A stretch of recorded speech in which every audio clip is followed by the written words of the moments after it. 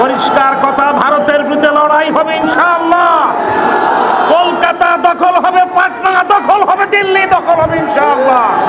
এই বিতর্কিত অর্থ সংশোধনী বিল বাতিল করতে হবে, অন্যথায় এদেশের জনগণকে নিয়ে আল্লামা মামুনুল হক ভারতের বিরুদ্ধে লং মার্চ করতে বাধ্য হবে।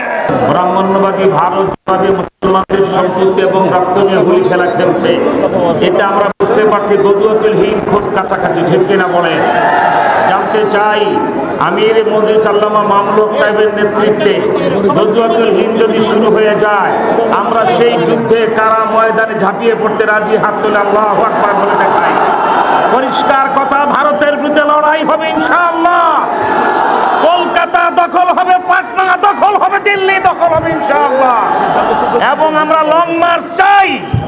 শাইখুল হাদিস আল্লামা মাজুল হক রহমাতুল্লাহ আলাইহির নেতৃত্বে যেভাবে লং মার্চ হয়েছে, বাংলার সিংহ পুরুষ আল্লামা মামুনুল হক সাহেবের নেতৃত্বে ওই ব্রাহ্মণ্যবাদী ভারতের বিরুদ্ধে ওই লং মার্চ এবার কলকাতায় যে থাকবে ইনশাআল্লাহ। খোদা হাফেজ।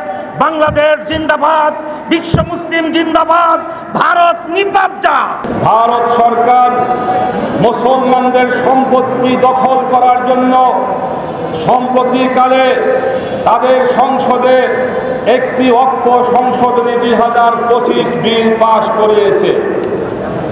আমি আপনাদেরকে বলতে চাই, ভারতে মুসলমানদের সম্পদগুলো দেখভাল করার জন্য যে অক্ষ স্টেট রয়েছে, এই অক্ষ স্টেটের অধীনে ভারতের মুসলমানদের সম্পদ 9.5 লক্ষ স্থাপনা এই অক্ষ স্টেটে রয়েছে এবং প্রায় 10 লক্ষ একর জমি এই অক্ষ স্টেটে রয়েছে, যার বর্তমান বাজার মূল্য 1,500 মার্কিন ডলার, 1,500 কোটি মার্কিন ডলার যার বাজার মূল্য। সংগ্রামী ভাইরা আমার, ভারত সরকার মুসলমানদের জাতিসত্তার বিরুদ্ধে, মুসলমানদের বিরুদ্ধে তারা এই অক্ষ সংশোধনী আইন পাশ করেছে। এর পূর্বে এই অক্ষ স্টেট পরিচালনা করার জন্য সরকারের কোনো হস্তক্ষেপ ছিল না, কিন্তু বর্তমান সরকার এই অক্ষ স্টেটের মধ্যে সরকারের হস্তক্ষেপ তৈরি করেছে এবং অক্ষ স্টেট বোর্ড পরিচালনা করার জন্য হিন্দু বাহিনীর সদস্য রাখার প্রস্তাবের আইনের মধ্যে রাখা হয়েছে। আমি পরিষ্কার বলি, আজকে সারা বিশ্বে 2টা দেশ, 2টা সরকার মুসলমানদের বিরুদ্ধে যুদ্ধ ডিক্লারেশন করেছে। এর মধ্যে একটি হলো ইসরায়েল গাজার মুসলমানদের বিরুদ্ধে, আরেকটি হলো ভারতের মোদী সরকার ভারতের মুসলমানদের বিরুদ্ধে। আজকে পরিষ্কার বক্তব্য, অবিলম্বে এই বিতর্কিত অর্থ সংশোধনী বিল বাতিল করতে হবে, অন্যথায় এদেশের জনগণকে নিয়ে আল্লামা মামুনুল হক ভারতের বিরুদ্ধে লং মার্চ করতে বাধ্য হবে।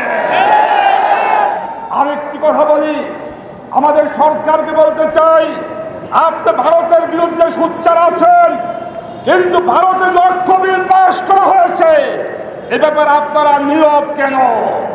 আমরা বাংলাদেশের মুসলমানরা আপনার কাছে আজকে জোর দাবি করতেছি, অবিলম্বে ভারতের রাষ্ট্রদূতকে ডেকে কড়া প্রতিবাদ করুন।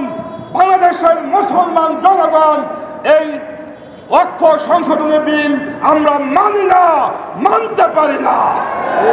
সর্বশেষে আরেকটি কথা বলি, আমার ভাই আব্দুল্লাহ বিন সাহেব বলেছেন, আজকে যে নারী সংস্কার কমিশন গঠন করা হয়েছে, তারা যে প্রস্তাব দিয়েছে, এই প্রস্তাব তো আমরা মানি না, কিন্তু এই কমিশন আমরা মানি না। অবিলম্বে এই নারী সংস্কার কমিশন বাতিল করতে হবে। যদি বাতিল করা না হয় তাহলে বর্তমান সরকারের বিরুদ্ধে আন্দোলন করা হবে। আমরা যদি বাঁচতে চাই, ইসলাম নিয়ে বাঁচতে চাই, আমরা মরতে চাই, ইসলাম নিয়ে মরতে চাই।